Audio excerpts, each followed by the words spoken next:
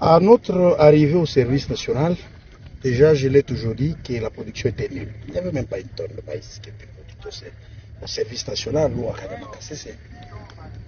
Et aussitôt après, la première année, notre première année, des témoins, les chiffres sont là, nous avons produit 1000 tonnes de maïs. Et nous étions très heureux parce que de 0 à 1000 tonnes, c'était un pas de géant. Mais quelque part, nous étions insatisfaits parce que nos ambitions étaient d'arriver à produire des dizaines de milliers de tonnes. Ce qui est fait aujourd'hui. De 1000 tonnes à la production de 2019, aujourd'hui, il y a plus minimum 15 000 tonnes parce que la récolte continue. Minimum 15 000 tonnes.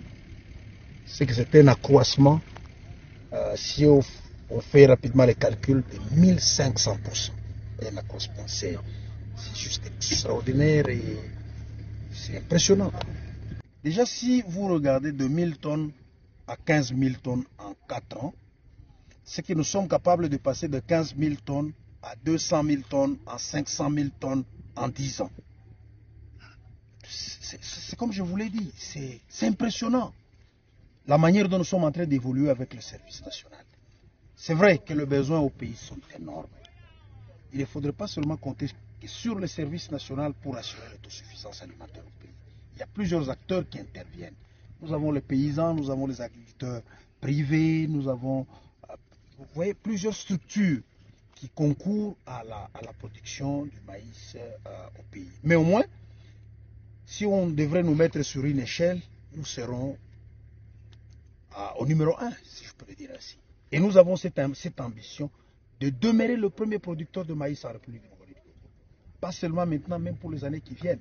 Comme ça, l'État, parce que nous sommes une structure de l'État, comme ça, l'État va jouer un grand rôle dans la manière de contrôler peut-être le prix sur le marché de la farine de maïs. Parce que la vérité, c'est quoi? Le prix monte non pas seulement du fait de la pénurie, mais du fait aussi de la spéculation des opérateurs économiques sur le marché.